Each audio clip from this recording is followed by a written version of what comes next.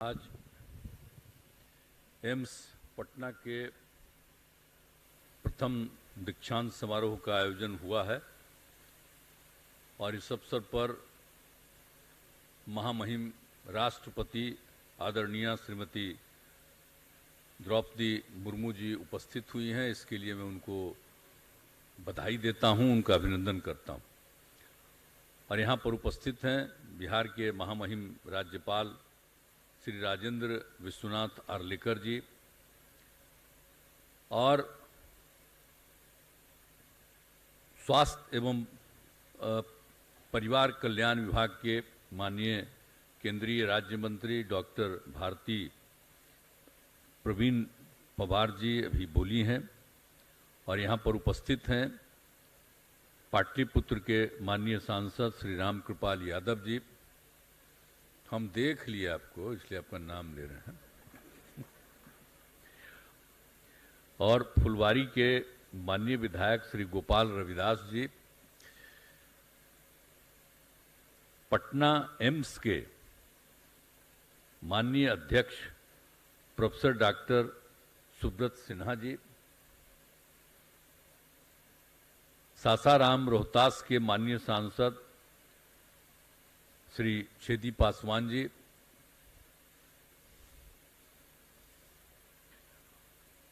और यहाँ उपस्थित हैं पटना एम्स के कार्यपालक निदेशक प्रोफेसर डॉक्टर गोपाल कृष्ण पाल जी। यहाँ पर उपस्थित हैं बिहार सरकार के पूर्व मुख्यमंत्री और पूर्व मुख्य सचिव, मुख्यमंत्री गलत से बोल दिए, पूर्व मुख्य सचिव और मुख्यमंत्री के प्रधान सचिव श्री दीपक कुमार जी, और मुख्य सचिव जनाब अमीर सुभानी साहब। कितना बढ़िया कपड़ा पहन करके यहाँ पर बैठे हुए देखिए पूरा। और यहाँ उपस्थित हैं स्वास्थ्य विभाग के अपर मुख्य सचिव श्री प्रत्यय अमृत जी। यहाँ उपस्थित हैं सभी विशिष्ट अतिथिगण, उपस्थित चिकित्सकगण। इस दीक्षांत समारोह में उपस्थित इस जो एम्स पटना के मेडिकल कॉलेज के सभी छात्र छात्राएं, और यहाँ उपस्थित हैं प्रिंट एवं इलेक्ट्रॉनिक मीडिया के पत्रकार मित्रों, छायाकार बंधुओं, और इस कार्यक्रम में उपस्थित बहनों एवं भाइयों। इस कार्यक्रम में मैं आप सब लोगों का स्वागत करता हूं। और सबसे पहले मैं पुनः महामहिम राष्ट्रपति श्रीमती द्रौपदी मुर्मू जी का अभिनंदन करता हूं और पाटलिपुत्र की धरती पर उनका स्वागत करता हूं। मैं हृदय से आभारी हूं कि आदरणीय राष्ट्रपति जी अखिल भारतीय आयुर्विज्ञान संस्थान एम्स पटना में पहली बार आयोजित हो रहे दीक्षांत समारोह में पधारी हैं। अब साथ ही इस दीक्षांत समारोह के अवसर पर एम्स पटना से ग्रेजुएट करने वाले मेडिकल छात्र छात्राओं को तहे दिल से शुभकामनाएं देता हूं। दीक्षांत समारोह पास आउट करने वाले छात्र छात्राओं के लिए गौरवपूर्ण क्षण होता है। आपके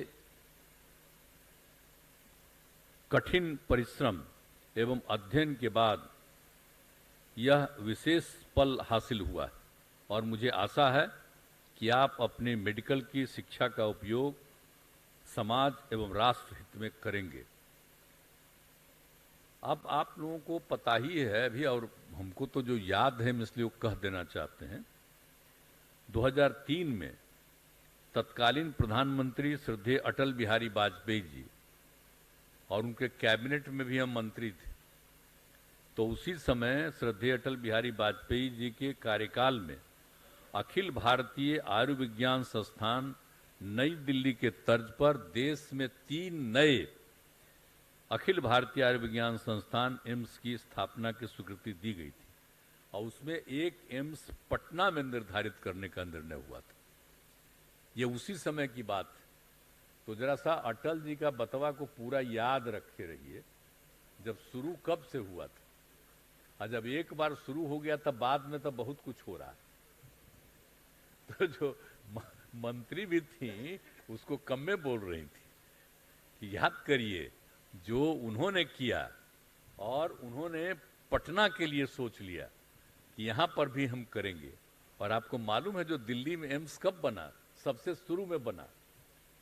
और हम जब बोलिए एमपी रहे हैं तो हम लोगों के इलाके का कोई भी व्यक्ति इलाज के लिए जाता है, उसको एम्स में ही नहीं इलाज कराते थे। और हमारा एम्स के लोगों से जो संबंध उसी समय से है। अब आज कल जो कुछ भी हो, अब तो हम ज्यादा यहाँ रहते हैं, और तब भी तो हम अपना इलाज के लिए जाते ही रहते हैं वहां।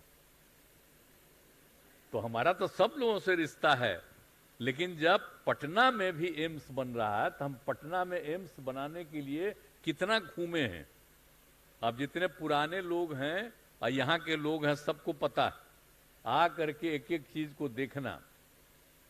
अब शुरू तो हो गया था तय 2003 में, लेकिन बाद में जो इसको बनना था तेजी से, तो हम तो जब 2005 में यहाँ हम बन गए मुख्य, और तब हम कहे कि भाई जरा तेजी से यहाँ एम्स का काम चले। तो उसके लिए हम लगे घूमने कि यहाँ पर जो बनना चाहिए और तेजी से बनना चाहिए, और उसका जगह का भी हम चयन किए हैं यहाँ। और उस समय सब लोगों को हमने कहा, और दोनों विभागों को जमीन मिलाकर आप समझ लीजिए, यही हम आकर के देखे थे। और जो कुछ भी था पदाधिकारियों के साथ स्वयं फुलवारी शरीफ जाकर सरकारी जमीन में देखा। और दो जो पशु एवं मत्स्य संसाधन विभाग और जल संसाधन विभाग, ये दोनों का इलाका था। इसी को हमने सेलेक्ट किया, कहा कि यहीं पर बनाना ठीक रहेगा। तो इस सेलेक्ट किया हुआ हम लोगों का था। हमारा बतवा तब भुलाइए जाइएगा, आप लोग कभी नहीं याद करिएगा।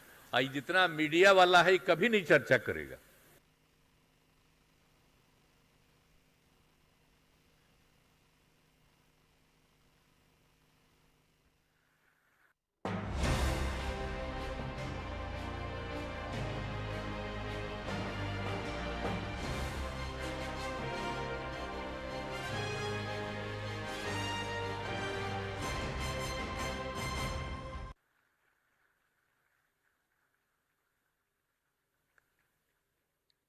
पोस्ट ग्रेजुएट में 75% से अधिक अंक पाने वाले छात्रों को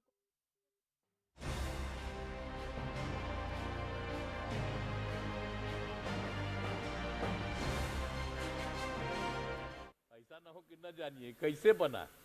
अब भूलिएगा मत, नहीं तो आजकल पुरनका चीजवा किसी को याद रहता है जी। अब नई टेक्नोलॉजी आ गया है, जो भी पुराना हम तो जान के बता देते हैं। आई मीडिया वाले को भी हम बता देते हैं कि पुरनका चीजवा को भूलिए मत। आप तो सबको नोटिस करवे ना करिएगा। यहां तक कुछ पत्रकार बैठा हुआ, उसको तो मालूम है, लेकिन चर्चा करेगा बेचारा। अब उसको अधिकार है चर्चा करने का। लेकिन जब हम घूमते थे तो ये लोग नहीं आता था मेरे साथ। तो इस जगह को सेलेक्ट किए। अब कितना बढ़िया बना है। और उसके लिए हम लोगों ने जगह चुना, और भी उसमें हम जो भी 72 एकड़ था, और फिर 100 एकड़ की बात किए थे, तो हम लोगों ने एडिशनल उसके लिए और भी निजी जमीन कर दिया, तो कुल 102 एकड़ कर दिया। और इसके लिए प्रारंभ करने के लिए, जल्दी शुरू करने के लिए, उस समय जो केंद्र में सरकार थी और उसके स्वास्थ्य मंत्री थे गुलाम नबी आजाद। तो हम तो भाई अपोजिशन में एमपी रहते थे, वो लोग तो वहीं पर रूलिंग पार्टी उन लोगों का हो गया था। हम लोग तो श्रद्धेय अटल जी के साथ थे ही, लेकिन ये लोग अब वो सब सुनते रहता था मेरा। तो वो लोग तो सब जानता था। जब वो बन के मंत्री यहाँ पर आए, हमने कहा कि अरे भाई तेजी से काम काहे नहीं कर रहे हैं। इसको जब शुरू कर दिए थे, श्रद्धेय अटल बिहारी वाजपेयी की सरकार में तय हुआ, इसको आप लोग शुरू काहे नहीं कर रहे हैं, तेजी काहे कर रहे हैं। बहुत बार हम उनको प्रेरित किए, और तब जाकर के वो लोग किया कि देखिए हम लोग सब चीज करवा रहे हैं, आपको अगर दिक्कत है तो हम ही लोग पैसा लगा करके शुरू कर देंगे। तो अंत में वो भी करना शुरू किया, और करना शुरू किया तो लगभग सभी तरह से हो गया। और 25 सितंबर 2012 को पटना एम्स का उद्घाटन हुआ। तो उस उद्घाटन में भी तो हम भी आए थे, और उसी समय ये सब शुरुआत हो गया। और इसको 13 में एम्स चालू हो गया। तो उसी समय से चालू है। तब से हम कितना बार आते हैं, अब इसीलिए अब आप समझ लीजिए कि अभी 960 बेड उपलब्ध है। यहाँ पर सभी प्रकार के सर्जरी और अन्य जटिल रोगों का इलाज हो रहा है, बहुत अच्छा इलाज हो रहा है। और आप जान लीजिए कि यहाँ इतना बढ़िया काम हुआ है कि जब ये कोरोना का दौर 20 में शुरू हुआ तो पूरे बिहार में सबसे बढ़िया इलाज कोरोना का जो पीड़ित थे यही हो रहा था। सबसे ज्यादा यही लोग काम कर रहे थे, इतना अच्छा काम कर रहे थे। तो हम लोगों के तरफ से तो मालूम है ना भाई यहाँ कितना बड़ा बड़ा काम करते हैं, और सब लोग आकर के करते थे। इसलिए जो भी है, जितने चिकित्सक हैं, ऐसे सभी कर्मियों को मैं बहुत ही आपका अभिनंदन करता हूं, और आप लोग इतना बढ़िया काम करते रहें कि मुझे बड़ी खुशी होती है। इसका और विस्तार हो, तभी हाल में लोग कहे हमको कि और थोड़ा सा दे दीजिए, तो हमने तय कर दिया है और अधिकारियों को कह दिया है। कितना है जी? 300 कितना है? 330 करोड़ रुपया उसमें हम लोगों का लग रहा है। और आप लोगों ने और भी चाहा था करीब करीब 25, तो हमने कर दिया 25 या 27 है।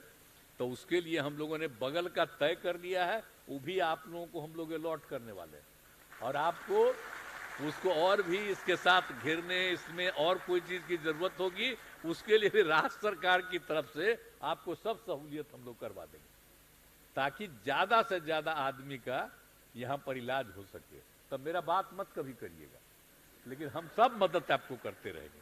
हम तो आजे आप लोगों के पीछे बोल दिए, हम सबको तारीफ करते रहते हैं, लेकिन इसके लिए कोई जरूरत नहीं। और कोई पत्रकार को हम नहीं कहेंगे कि मेरे बारे में भी यहाँ कुछ बोलिएगा, मत कुछ बोलिएगा, हमारा कुछ मत बोलिएगा, फालतू बात है। आज हम दूसरा जगह बोले हैं तो उसी में अंड बंड बोल दिया।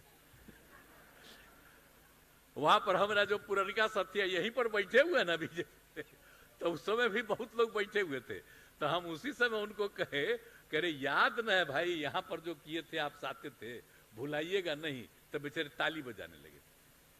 तो जितना कम्मा वहां किए उसको छोड़ करके तो यहाँ पर भी सब कम्मा छोड़ दीजिएगा, इसलिए हमको उससे कोई मतलब नहीं है। यहाँ पर जो कुछ भी काम के लिए जरूरत होगा हम सब तरह से, तो कुल मिलाकर के जो भी बोले 25 एकड़ नहीं 27 एकड़ जमीन हम लोगों ने तय कर दिया है, और उसके लिए जो कुछ भी होगा सब तरह से इनको हम लोग पूरे तौर पर सब कुछ करेंगे।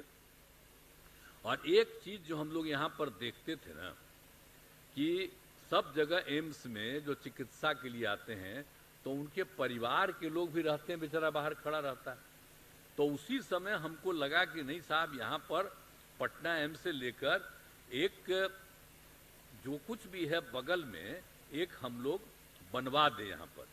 तो हम लोगों ने पूरे के पूरे तौर पर एक यहाँ पर हम लोग पूरा करवा रहे हैं, ताकि किसी तरह की दिक्कत नहीं हो, और लोगों को जो कुछ भी इलाज के लिए अपने लोगों को आएगा उसके रहने के लिए। और हमने कह दिया है कि बहुत ही ज़्यादा कोई जो कुछ भी है, कोई 248 बेड का धर्मशाला निर्माण के लिए कार्रवाई की जा रही है, वो भी हम लोग जल्दी करा देंगे।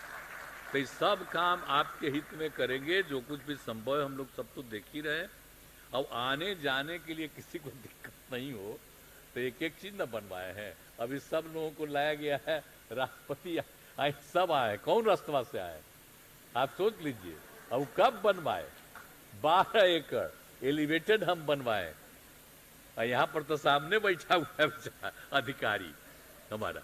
तो आप सोच लीजिए कि कितना उसके लिए तेजी से हम लोगों ने काम किया, और चारों तरफ करवा रहे हैं ताकि लोगों को आने जाने में, और चारों तरफ और काम हम लोग करवा रहे हैं जान करके, ताकि किसी को भी यहाँ आने में, चाहे वो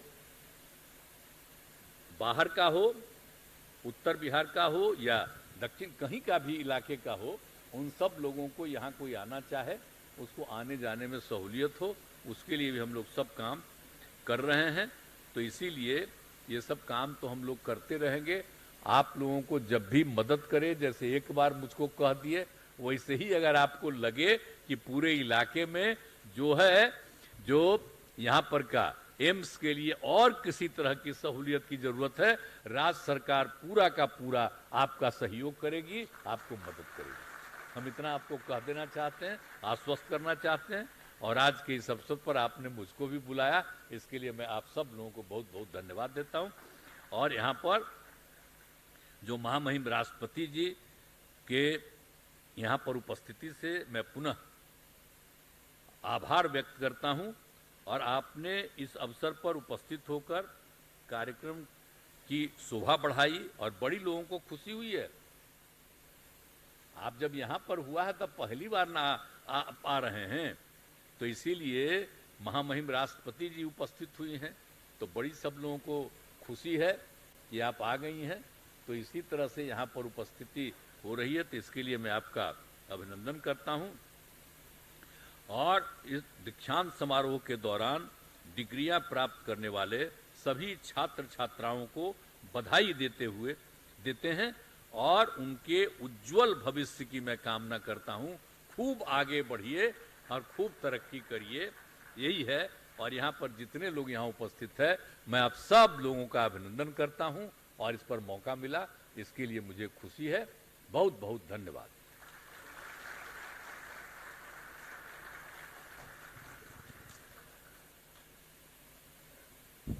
अनेक अनेक आभार सर।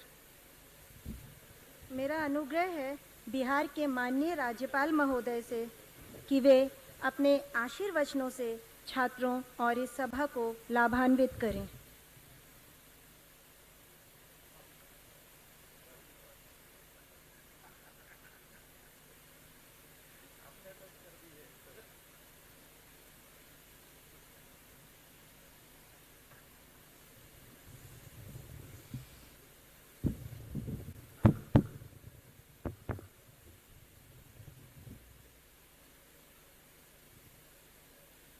एम्स पटना के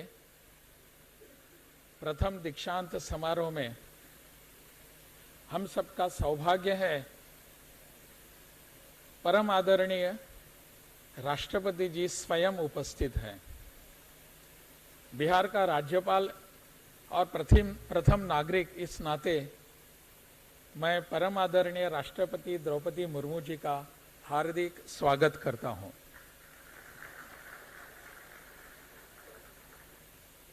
उनका यहाँ आना हम सबके लिए शुभकारी ही होगा और लाभदायक भी है। जैसे कि आप अभी अपने माननीय मुख्यमंत्री जी को सुना, उन्होंने हमारे लिए बहुत सारी सुविधाएं देने की घोषणा की है। कैसे रोड बनेगा, कैसे क्या बनेगा, और इस एम्स के लिए और भी जगह देने का उन्होंने हम सबको वचन दिया है। आज के इस दीक्षांत समारोह के अवसर पर मंच पर उपस्थित हैं परम आदरणीय राष्ट्रपति जी श्रीमती द्रौपदी मुर्मू जी, माननीय मुख्यमंत्री श्री नीतीश कुमार जी, केंद्रीय स्वास्थ्य एवं परिवार कल्याण की राज्य मंत्री डॉक्टर प्रवीण पवार जी, भारती प्रवीण पवार जी, एम्स पटना के अध्यक्ष डॉक्टर सुब्रत सिन्हा जी, कार्यकारी निदेशक डॉक्टर जी.के. पाल जी, यहाँ सभागार में बैठे बिहार प्रशासन के सभी अधिकारी, यहाँ बैठे सभी सांसद, सभी विधायक, जिनके लिए आज ये कार्यक्रम हो रहा है, ऐसे सभी मेडिकोज के युवा बहनों और भाइयों, उनके अभिभावक और यहाँ सभी अन्य उपस्थित बहनों और भाइयों, आज का दिन हम सबके लिए शुभ दिन है और लक्षणीय भी दिन है। वैसे आपके हाथ में डिग्री आ गई, आप स्नातक बन गए, पोस्ट ग्रेजुएशन भी बन सकते हैं और आप इसको लेकर समाज के भीतर जाने वाले हैं। समाज में जाकर क्या काम करना है, या आपको अनेक लोगों ने बताया होगा। आज के इस कार्यक्रम का नाम दीक्षांत समारोह है, यानी कि यह दीक्षांत है, शिक्षांत नहीं है, शिक्षा का अंत नहीं है। आज यह दीक्षांत का एक अवसर है। आपके हाथ में एक डिग्री आ गई है और आप दीक्षित बन गए हैं, यानी कि आप बाहर जाकर लोगों की सेवा करने के लिए जो आपके मन में तत्परता है, उम्मीद है, उसके लिए आप आज तैयार हैं। और मुझे लगता है इसी विषय को लेकर आप सभी समाज में जाएंगे। लेकिन मैंने जैसे कहा, यह शिक्षा का अंत नहीं है। आप डॉक्टर बनकर बाहर जाएंगे, सेवाएं दे देंगे मानवता के लिए, परंतु उसमें भी आप शिक्षा प्रदान करते रहेंगे, शिक्षा लेते रहेंगे। और शिक्षा ही सतत निरंतर होती है, इसका कोई अंत भी नहीं होता। इसलिए जैसे जैसे नए विषय आते रहते हैं, उन सभी विषयों को आप आत्मसात करते रहेंगे और इन विषयों के लेकर, इन शिक्षा के द्वारा समाज की सेवा कैसी करनी है, इसके लिए आप तत्पर रहेंगे।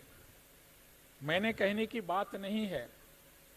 आप सबको एक बार मैं अभिनंदन करता हूं, बधाई देता हूं। जिन जिन लोगों के हाथ में डिग्री आ जाएगी, वो सभी लोग, सभी विद्यार्थी डिग्रियां लेकर बाहर जाएंगे। लेकिन सभी आप पर निर्भर होता है कि जब कोई भी आपको पूछेगा कि डिग्री कहां से है, तो आपको वो डिग्री का कागज दिखाने की आवश्यकता नहीं पड़नी चाहिए। आप एम्स के विद्यार्थी हैं या आपके यहां ऊपर लिखना होगा, यह आपको डिग्री दिखाने की आवश्यकता नहीं। आपका बर्ताव कैसा है, आपका आचरण कैसा है, आप लोगों के साथ कैसे पेश आते हैं, इस पर निर्भर करेगा और वह बताएगा कि आप एम्स के विद्यार्थी थे। एम्स की अपनी एक परंपरा है, अपनी एक विरासत है, और एम्स से जो भी विद्यार्थी बाहर स्नातक होके या पोस्ट ग्रेजुएट होके बाहर आता है, उसकी एक विशेषता होती है। समाज के प्रति जो समर्पण भाव होता है, उसके लिए काम करने की जो आवश्यकता है, वो उसके भीतर होती ही है। और आप सभी भाग्यवान हैं कि आप एम्स के विद्यार्थी हैं, आपके पास एम्स की डिग्री है। मुझे लगता है इसी को आगे लेकर जाने की आवश्यकता है। और यह कैसे हो सकता है? समाज के प्रति अपनी भावना, समाज के प्रति समर्पण, समाज के प्रति वहां सेवा का भाव, यह लेकर जब आप जाएंगे, तभी यह संभव है, तभी यह प्रतीत हो जाएगा। मैं बहुत बार एक उदाहरण देता हूं, जो मैंने सुना था, पढ़ा था, संभवतः यहां भी मैंने कहा होगा। एक कार्टून प्रसिद्ध हुआ था आर.के. लक्ष्मण का। टाइम्स ऑफ इंडिया में उनके कार्टून आते थे, और उस कार्टून में उनके एक कॉमन मैन होता था, और वो कॉमन मैन एक अभी अभी एमबीबीएस की डिग्री लेकर बाहर आए हुए इस विद्यार्थी को पूछता है, वो कॉमन मैन, कि भाई बताओ मुझे, जब आपने एमबीबीएस के लिए एडमिशन लिया था, उस समय आपने तो प्रतिज्ञा की थी कि after my MBBS, after my graduation, I will be going to the villages. तो कॉमन मैन पूछता है, भाई बताओ आपका वो विलेज कहां है, आप अभी भी जाओगे? तो एमबीबीएस स्नातक बताता है, वो ग्रेजुएट होकर बाहर आकर बताता है, हाँ हाँ बिल्कुल, मैं आज भी उसी वचन पर अड़ा हुआ हूं कि मैं विलेजेस में जाऊंगा, लेकिन मेरा विलेज अमेरिका में है। This is what he was telling to the country. ये पास्ट है, now the things have change. अभी सब बातें बदल चुकी हैं।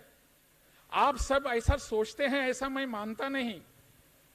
आपके मन में यहाँ के समाज के लिए, अपने देश के लिए काम करने की बहुत ही अच्छी तत्परता है, उसमें उम्मीद है। वो एक जमाना था आर.के. लक्ष्मण के कार्टून का समय का था, वैसा था भी, परंतु आज समाज के लिए समर्पण भावना से, सेवा की भावना से काम करने के लिए आप तत्पर हैं। मुझे लगता है इस दिशा में हम सबको आगे बढ़ने की आवश्यकता है। और ऐसा अगर हम जब सोचेंगे तभी हमारी शिक्षा, हम स्नातक बने एमबीबीएस के, हम पोस्ट ग्रेजुएट बने मेडिकल फैकल्टी के, तो मुझे लगता है उसकी सार्थकता यही होगी कि हम समाज के प्रति, वो अंतिम पायदान पर खड़ा हुआ जो समाज का एक व्यक्ति है, प्रतिनिधि है, उसकी सेवा के लिए मैं तत्पर रहूंगा। मुझे लगता है यही ओथ जो होती है वो यही है, हमारी हिपोक्रेटिक ओथ होती है तो यही होती है ना। मुझे लगता है समाज के प्रति हमको इस भावना से देखना पड़ेगा, इस दिशा में जाना पड़ेगा। आप सभी सर्वज्ञ हैं, आप सभी जानते हैं, मैंने आपको बताने की आवश्यकता नहीं है, परंतु इस विषय को लेकर हम यहाँ से उठकर जाएंगे जब बाद में, तब इसी विषय को लेकर जाएंगे कि मुझे बाहर जाकर किसी ने पूछना नहीं पड़ेगा। मेरे आचरण के प्रति देखने के बाद उनको पता चलेगा this person is from AIIMS.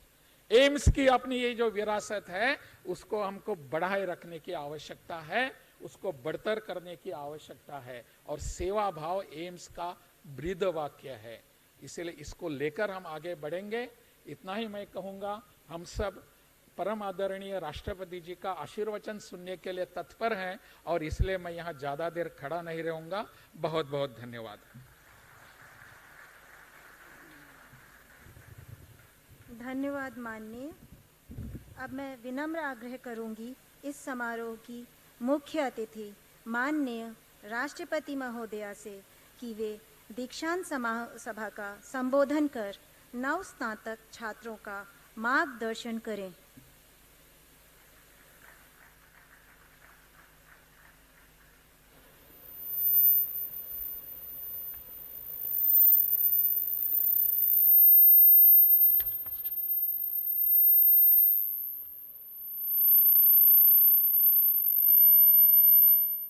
AIIMS Patna के इस दीक्षांत समारोह में बिहार के राज्यपाल श्री राजेंद्र विश्वनाथ आर्लेकर जी, मुख्यमंत्री श्री नीतीश कुमार जी, केंद्रीय स्वास्थ्य और परिवार कल्याण राज्य मंत्री डॉक्टर भारती प्रवीण पवार जी, एम्स पटना की president professor Subrata Sinha ji, executive director professor Gopal Krishna Pal जी,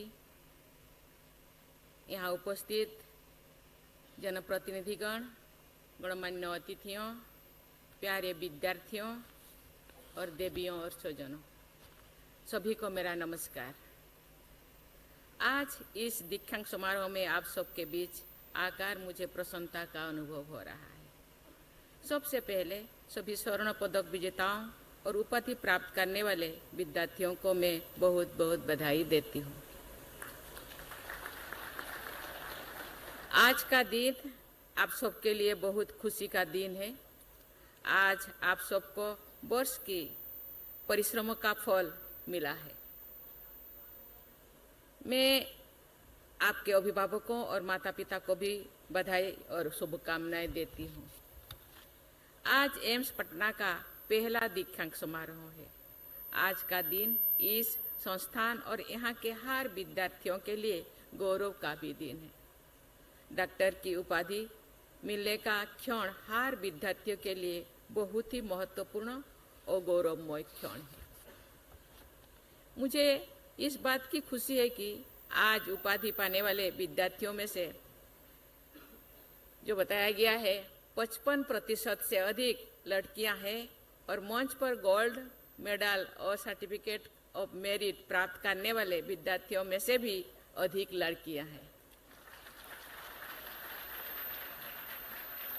मैं सभी बेटियों को इस उपलब्धि के लिए बहुत बहुत बधाई देती हूँ। प्यारे विद्यार्थियों, आज से आप सब देश और देशवासियों के स्वास्थ्य और विकास में अपनी उपयोगी भूमिका निभाने के लिए सक्षम हो गए हैं। माता पिता और डॉक्टर को भगवान का रूप माना जाता है, क्योंकि माता पिता जीवन देते हैं और डॉक्टर लोगों को नया जीवन देते हैं। मेडिकल प्रोफेशन से लोगों के स्वास्थ्य और जीवन की रक्षा होती है और लोग डॉक्टर पर विश्वास करके अपना इलाज करवाते हैं। इसलिए आप सबका ये कर्तव्य है कि आप इस नोबेल प्रोफेशन की गरिमा को बनाए रखें और सेवा भाव से कार्य करें। ये आप सभी मेडिकल स्टूडेंट्स के लिए गर्व की बात है कि आपको एम्स जैसे प्रतिष्ठित आयुर्विज्ञान संस्थान में उपाधियां प्राप्त करने का अवसर मिला है, जो एक इंस्टीट्यूट ऑफ नेशनल इम्पोर्टेंस भी है। एम्स ने देश और विदेश में चिकित्सा और अनुसंधान के क्षेत्र में अनेक नया मानक स्थापित किए हैं। एम्स चिकित्सा का ऐसा उत्कृष्ट संस्थान है जहां उच्चतम स्तर का आधुनिकतम इलाज हर वर्ग के लोगों को उपलब्ध कराया जाता है। हम सब जानते हैं कि पहले भारत में एक ही एम्स संस्थान था और देश भर से लोग वहां इलाज के लिए जाते थे। वर्ष 2003 में पूर्व प्रधानमंत्री श्री अटल बिहारी वाजपेयी जी के नेतृत्व में अन्य स्थानों पर भी एम्स जैसे संस्थान स्थापित करने का निर्णय लिया गया है। मैं इस दूरगामी सोच और जनकल्याण की पहल के लिए आदरणीय वाजपेयी जी की नमन करती हूँ, उनको श्रद्धा सुमन अर्पित करती हूँ। मुझे बताया गया है कि आज केंद्रीय स्वास्थ्य एवं परिवार कल्याण मंत्री डॉक्टर भारती प्रवीण पवार द्वारा नेफ्रोलॉजी विभाग का उद्घाटन किया जा रहा है, जिससे जनता को काफी लाभ होगा और उन्हें इन स्वास्थ्य सुविधाओं के लिए पटना और बाहर नहीं जाना पड़ेगा। देवियों और स्वजनों, मुझे बताया गया है कि अनेक मानकों पर अच्छे प्रदर्शन के बल पर एम्स पटना ने शिक्षा मंत्रालय भारत सरकार द्वारा आयोजित NIRF रैंकिंग 2023 में पहली बार 50 सर्वश्रेष्ठ शिक्षा संस्थानों में से अपना स्थान बनाया है और 27वां स्थान हासिल किया है। ये बहुत खुशी की बात है। मैं इस उपलब्धि के लिए एम्स पटना के डायरेक्टर और पूरी टीम को बहुत बहुत बधाई देती हूँ। मुझे विश्वास है कि भविष्य में ये संस्थान और बड़ी उपलब्धियां हासिल करेगी। एक खुशी की बात है कि ये संस्थान अत्यंत सक्षम डॉक्टर्स तैयार कर रहा है। हमारे देश की बड़ी आबादी की स्वास्थ्य सुविधा जरूरतों को पूरा करने के लिए सक्षम डॉक्टर्स और नर्सेस की बहुत अधिक संख्या की जरूरत होती है। आज यहाँ से उपाधि प्राप्त करके स्वास्थ्य सेवा के क्षेत्र में कदम रखने वाले आप सब डॉक्टर्स और नर्सेस हमारे देश के एसेट्स हैं। आपके ऊपर देशवासियों को स्वस्थ करने की बड़ी जिम्मेदारी है। मुझे विश्वास है कि आप सब अपनी जिम्मेदारी पूरी तरह से निभाएंगे और इस संस्थान का तथा देश का नाम रोशन करेंगे। डॉक्टर्स पेशेंट और नर्स पेशेंट रेशियो राष्ट्रीय स्तर पर कम है और उसे बेहतर करने की आवश्यकता है। पिछले कुछ वर्षों में देश के सभी राज्यों में बहुत सारे मेडिकल कॉलेजेस और अस्पताल बनाया गया है, जिससे लोगों को चिकित्सा की सुविधाएं उनके अपने और आसपास के क्षेत्रों में मिल रहा है। केंद्रीय और राज्य सरकार मिलकर इस दिशा में कार्य कर रहे हैं। पिछले 7-8 वर्षों में MBBS की सीट्स में लगभग 100% की वृद्धि हुई है। 50,000 से बढ़कर अब इनकी संख्या करीब 1 लाख हो गई है। अभी जो प्रवीण पवार जी मंत्री जी बताए थे शायद 700 कितना, लेकिन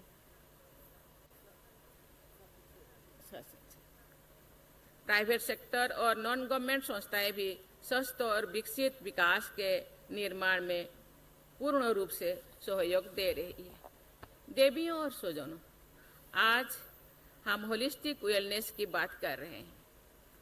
मुझे खुशी और संतोष की हो रही है कि हमारी चिकित्सा संस्थान आज चिकित्सा की सभी श्रेणियों जैसे कि होम्योपैथी, आयुर्वेद, योग, यूनानी, सिद्धा से लोगों का इलाज कर रहे हैं और इनके ओवरऑल फिटनेस को प्रमोट भी कर रहे हैं। एम्स पटना भी इन पद्धतियों के माध्यम से होलिस्टिक वेलनेस की दिशा में कार्य कर रहा है। मैं इसके लिए यहाँ की पूरी टीम की सराहना करती हूँ।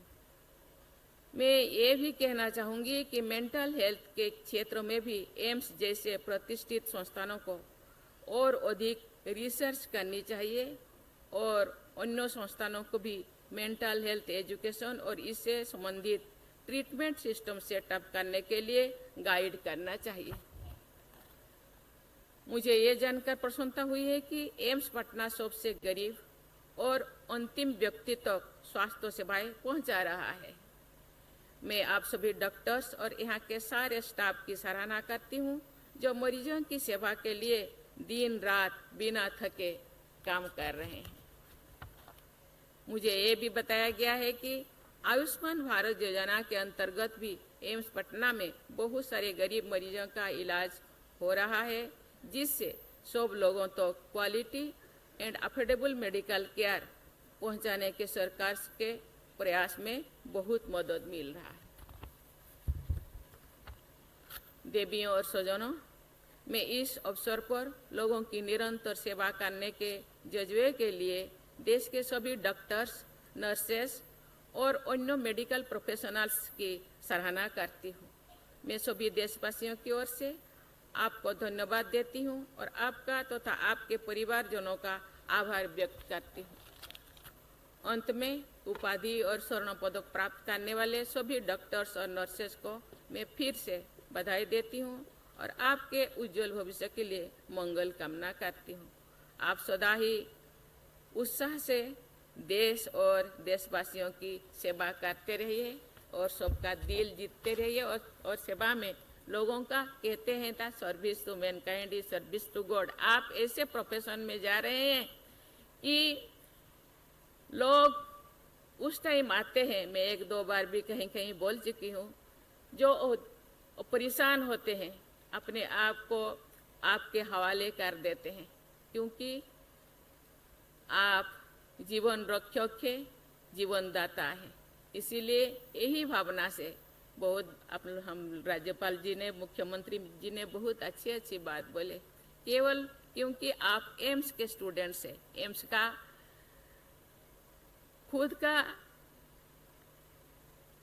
और परिवार का नाम रोशन करने के साथ साथ एम्स का और ये देश का नाम रोशन करना चाहिए और सेवा भाव से लोगों का काम करना चाहिए। इसी के साथ ही मैं आपको बहुत बहुत धन्यवाद देती हूँ। जय हिंद, जय भारत।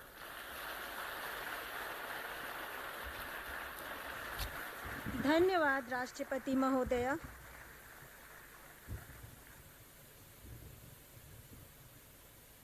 सभी से अनुरोध है कि राष्ट्रगान के लिए यथास्थान खड़े हो जाएं।